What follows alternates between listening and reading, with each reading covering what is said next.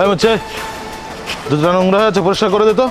ঠিক আছে চেয়ারম্যান সাহেব, আপনি জুতোটা খুলে দিন, আমি পরিষ্কার করে দিচ্ছি। এই মুচির বাচ্চা, সামান্য একটা মুচি হয়ে আমি চেয়ারম্যান, আমাকে জুতা খোলার জন্য অর্ডার করছিস? আমি জুতা খুলতে পারবো না। এখানে পা রেখেছি, এখানে পরিষ্কার করে দে। আচ্ছা দিচ্ছি।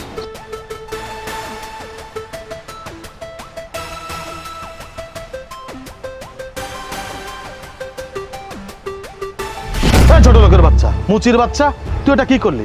তুই জুতা পরিষ্কার না করে তুই আমার দামি পায়জামাটা নষ্ট করে দিলি। চেয়ারম্যান সাহেব বিশ্বাস করুন, আমি ইচ্ছা করে করিনি।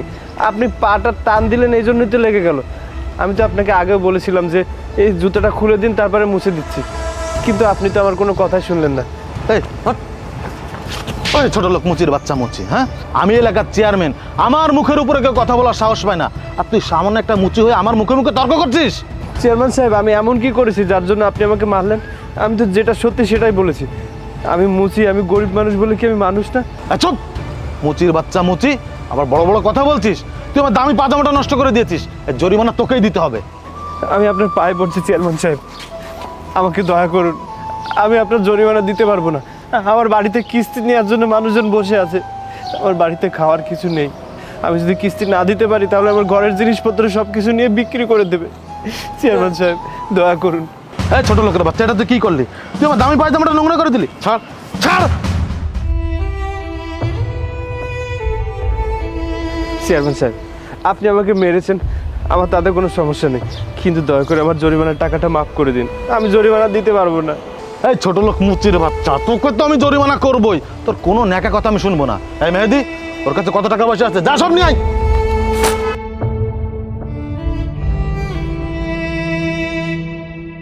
চল। চেয়ারম্যান সাহেব, একটা মুসির পেটে লাথি দিয়ে টাকাগুলো নিয়ে গেলেন। আপনারা পারবেন তো এই গরিব অসহায় মানুষের সাথে? আপনি যে ক্ষমতার জোরে অহংকারের দাপট দেখান না, এই ক্ষমতা একদিন থাকবে না। আপনি শেষ হয়ে যাবেন চেয়ারম্যান সাহেব, আপনি শেষ হয়ে যাবেন।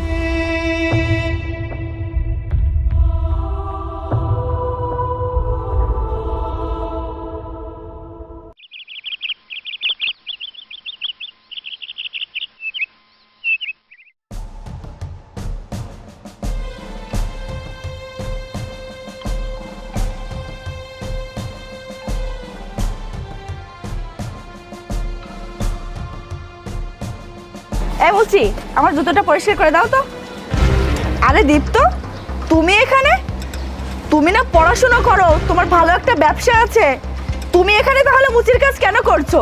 হায় আল্লাহ, আমার তো মাথাটাই ঘোরাচ্ছে। শ্রুতি, আমি তোমাকে সবকিছু বুঝিয়ে বলছি। থাক, তোমাকে আর কিছু বুঝিয়ে বলতে হবে না। যেটা বোঝার সেটা আমি খুব ভালো করেই বুঝতে পেরেছি। তুমি যে একটা মুচি সেটা আমি খুব ভালোভাবেই টের পেয়েছি। আর এই মুচিকে বিয়ে করার জন্য আমি নাকি পাগল হয়ে গিয়েছিলাম।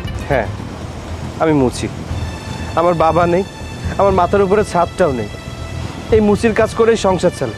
তবে শ্রুতি, আমি তোমাকে কথা দিচ্ছি, আমি একটা চাকরি পেলে এই মুচির কাজ আর করবো না। শোনো দীপ্ত, একটা কথা আছে না, কাক যতই ময়ূরের পাখনা লাগাক না কেন সে কখনো ময়ূর হতে পারে না, ঠিক তেমনই একটা মুচি কখনো বড় লোক হতে পারবে না। সো তোমার সঙ্গে আমার ব্রেকআপ। শ্রুতি, তুমি আমাদের এই সম্পর্কটা এভাবে ভেঙে দিও না শ্রুতি, প্লিজ। এই ছোট লোকের বাচ্চা, তুই আমার হাত ধরিস? তুই আমার পরিচয় জানিস? আমি একজন চেয়ারম্যানের বোন, আর এই রাস্তাঘাটে তুই যদি আমার হাত ধরিস তাহলে লোকে দেখলে আমার মান সম্মান তো যাবেই, সঙ্গে আমার ভাইয়েরও মান সম্মান যাবে। তুমি আমাকে মারলে, আজকে আমি একটা মুচি বলে তুমি আমার গায়ে হাত তুললে, আজকে আমার কাছে বাড়ি গাড়ি টাকা পয়সা কিছু নেই বলে আমাদের সম্পর্কটা তুমি ভেঙে দিলে। আরে তুই তো 2 টাকার একটা মুচি, তুই আমাকে বিয়ে করে কি খাওয়াতিস? তুই জানিস আমার মাসিক হাত খরচ কত? 50,000 টাকা। আমার ভাইয়া আমাকে মাসে যে টাকা হাত খরচ দেয় না, তুই সারা বছরেও সে টাকা ইনকাম করতে পারিস না। ভালোই হয়েছে তুই যে একটা মুচি সেটা আমি আগে থেকেই জানতে পেরেছি, নাহলে সারা জীবন তো আমাকে একটা মুচির বউ হয়ে থাকতে হতো। শ্রুতি, তুমি এভাবে বলো না, তুমি আমাকে আর কয়টা দিন সময় দাও, আমি এই মুচির কাছে একটা চাকরি খুঁজে নেব। ঠিক আছে, তুই যেহেতু এত করে বলছিস সেহেতু তোকে একটা সুযোগ দেওয়া উচিত। তুই বরং একটা কাজ করিস, কাল সকালে তোর মাকে নিয়ে আমাদের বাড়িতে আসিস বিয়ের প্রস্তাব দিতে। কি বলছো তুমি? সত্যি বলছো? আমি আমার মাকে নিয়ে তোমাদের বাড়িতে আসবো বিয়ের প্রস্তাব দিতে? আমি একদমই সত্যি বলছি। আচ্ছা ঠিক আছে, তুমি তাহলে থাকো, আমি আসি। আর হ্যাঁ, কাল কিন্তু সকাল সকাল তোমার মাকে নিয়ে চলে এসো। আচ্ছা ঠিক আছে, সাবধানে যেও।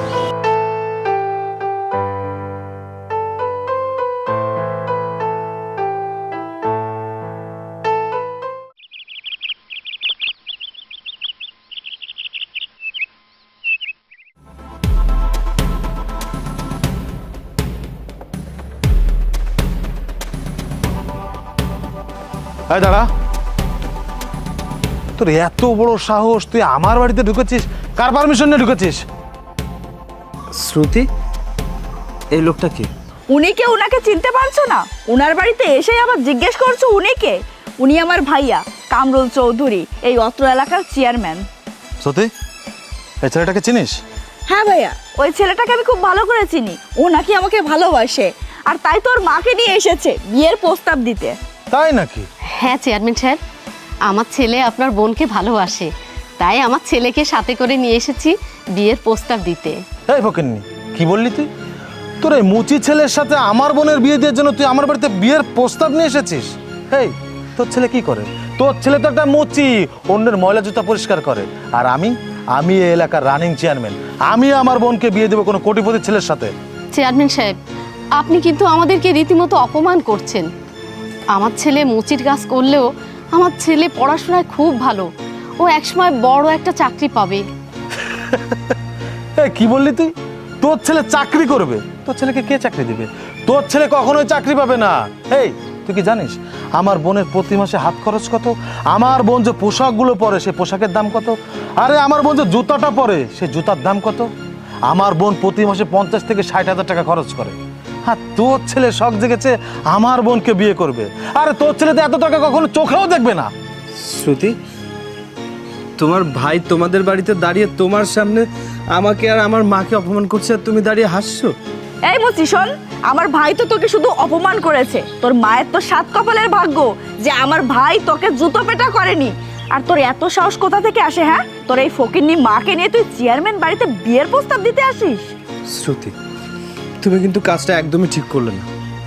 তুমি আমাকে আর আমার মাকে তোমাদের বাড়িতে ডেকে আমাদেরকে অপমান করছো। অপমান? অপমানের তো এখনো কিছুই দেখিসনি, জাস্ট ওয়েট।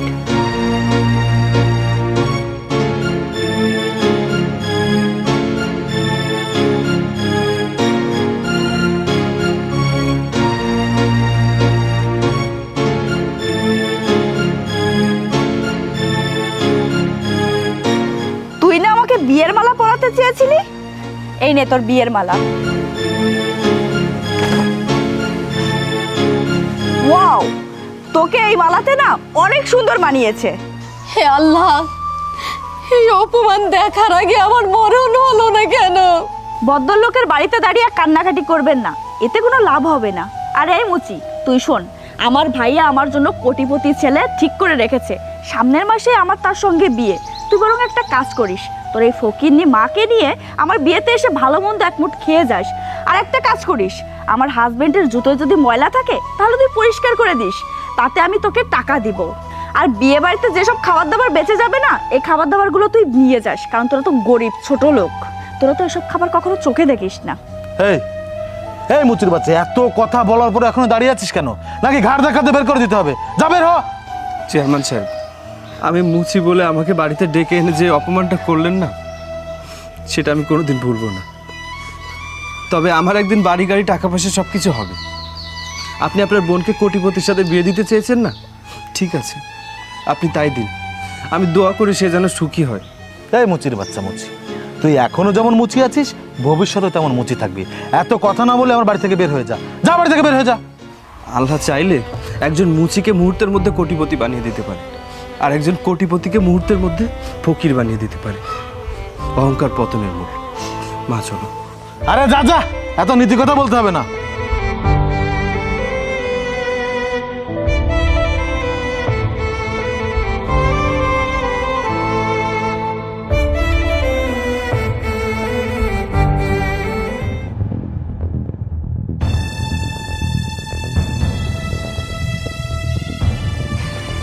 এই দাঁড়া, কিরে মুচি, শুনলাম তুই নাকি চেয়ারম্যানের বোনকে বিয়ে করতে গিয়েছিলি আর তোকে জুতার মালা পরিয়ে তাড়িয়ে দিয়েছে। হ্যাঁ, তুই যেটা শুনেছিস একদম ঠিক শুনেছিস, কিন্তু তুই আমাকে মুচি বলে কেন ডাকছিস? আমার কি কোনো নাম নেই নাকি? আরে মুচিকে মুচি বলবো না তো কি বলবো? যে ব্যক্তি ব্যাংকে চাকরি করে তাকে ব্যাংকার বলে, আর যে ব্যক্তি স্কুলে চাকরি করে তাকে শিক্ষক বলে, আর যে ব্যক্তি দোকানদারি করে তাকে দোকানদার বলে। তুই তো মুচি, তোকে কি বলবো? যাই হোক, এই ফাইলপত্র নিয়ে কোথায় যাচ্ছিস? আমি সরকারি চাকরির পরীক্ষা দিতে যাচ্ছি। তোর মতো মুচির বাচ্চা আবার সরকারি চাকরির পরীক্ষা দিবে? বাহ, তোকে চাকরিটা দিবে কে? দেখ আলামিন, সরকারি চাকরি পেতে হলে শিক্ষাগত যোগ্যতা লাগে। ওখানে ওটা জিজ্ঞেস করে না যে আমি চাওয়ালা নাকি রিক্সাওয়ালা নাকি মুচির কাজ করি। যাই হোক, তোর সাথে এত কথা বলার সময় আমার নেই। আল্লাহ, তুমি আমাকে এই চাকরিটা পাইয়ে দাও, তারপর এইসব অপমানের যোগ্য জবাব আমি দেবো। আরে যা যা, তুই সারা জীবন মুছেছিলি, মুছেই থাকবি, তোর ভালো কোনো চাকরি করতে হবে না।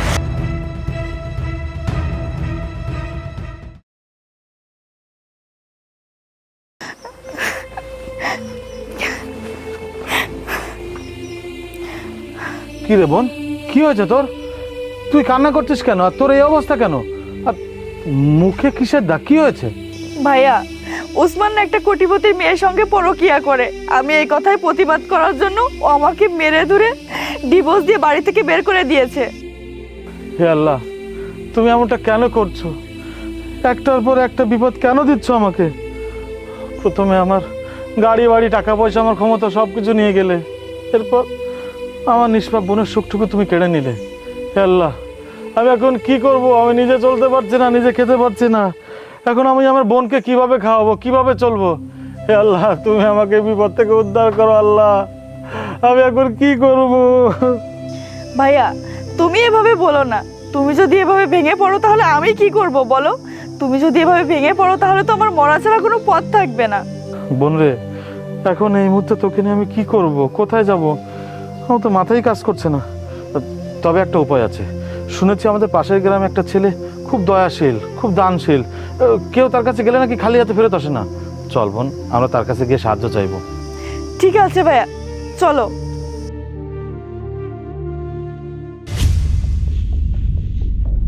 স্যার, ওই সাইডে যে ফাঁকা জায়গাটা, ওটা আমাদের ফ্যাক্টরির জন্য একেবারে পারফেক্ট। আর ওই সাইডে ফাঁকা যে জায়গাটা দেখতে পাচ্ছেন, ওইখানে আমরা গাড়ি পার্কিং করার জন্য প্লেস করব। স্যার, আমাকে আর আমার বোনকে একটু সাহায্য করবেন। আসলে আমার বোনের হাজবেন্ড তাকে ডিভোর্স দিয়ে মারধর করে বাড়ি থেকে বের করে দিয়েছে। ওয়েট, আপনাদের এই ফেসটা খুব পরিচিত মনে হচ্ছে, কোথায় যেন দেখেছি। তুই চিনতে পারিসনি বাবা? আমি কিন্তু ঠিকই চিনে ফেলেছি। ওই হচ্ছে সেই অহংকারী চেয়ারম্যান যে তোকে অপমান করে জুতোর মালা পরিয়ে বাড়ি থেকে বের করে দিয়েছিল। আর সে তার ক্ষমতার দাপট দেখিয়ে লোকজন দিয়ে তোর দোকানটা ভেঙে দিয়েছিল। হ্যাঁ, আমি চিনতে পেরেছি, মিস্টার কামরুল চৌধুরী। আপনি তো কোটিপতি ছিলেন, তাহলে আজকে আমার কাছে কেন এসেছেন? আমার মতো একটা মুচির কাছে আপনার কিসের কাজ? আর ম্যাডাম, আপনার মুখটা এমন শুকনো শুকনো কেন লাগছে? আরে আপনার তো কোনো এক কোটিপতি ছেলের সাথে বিয়ে হওয়ার কথা ছিল, তাহলে আজ একটা মুচির কাছে কেন এসেছেন? আমি বুঝলাম না। আপনি তো আমাকে মিথ্যা প্রেমের প্রলোভন দেখিয়ে নিজের বাড়িতে ডেকে নিয়ে গলায় জুতোর মালা দিয়ে আমাকে বাড়ি থেকে বের করে দিয়েছিলেন, তাহলে এখন আমার কাছে ভিক্ষা চাইতে কেন এসেছেন? দীপ্ত, তুমি আমাকে ক্ষমা করে দাও। আমি আসলে বুঝতে পারিনি তুমি মুচি থেকে এত তাড়াতাড়ি কোটিপতি হয়ে যাবে, আর আমরা কোটিপতি থেকে রাস্তার ফকির হয়ে যাব। আর কিসের ক্ষমা চাইছো তুমি? আমি তোমাদেরকে কোনো প্রকার ক্ষমা করতে চাই না। আর তাছাড়া তোমাদেরকে ক্ষমা করার সাধ্য আমার নেই। এক্ষুনি এখান থেকে বেরিয়ে যাও, আমি তোমাদের সাথে আর কোনো কথা বলতে চাই না। আর যদি তোমরা এখন না যাও তাহলে কিন্তু ঘাড় ধাক্কা দিয়ে এখান থেকে বের করে দেবো। রাকিব ভাই, আমি তোমার দুটো পায়ে পড়ি, তুমি এমনটা করো না। তুমি না আমার বোনকে ভালোবাসতে, তুমি আমার বোনকে মেনে নাও, তোমার বাড়ির বউ করে নাও। স্ট্রেঞ্জ, আপনি কি করে ভাবলেন আপনার মতো একজন ফকিরের ওই ডিভোর্সি বোনকে আমি বিয়ে করব? আরে আমি কি আগের মতো আছি নাকি? আমার পিছনে এখন হাজারো কোটিপতির মেয়েরা ঘুরে বেড়ায়, আমি তাদের থেকে কোনো একজনকে বিয়ে করে নেব। আপনারা এখান থেকে বেরিয়ে যান। কি ব্যাপার, দাঁড়িয়ে আছেন কেন? যান যান। দাঁড়াও, আমাদের কাছে কোনো গরিব ফকির আসলে তাদেরকে খালি হাতে ফেরত দি না বাবা। ওদেরকে কিছু দিয়ে বিদায় কর। ঠিক আছে মা।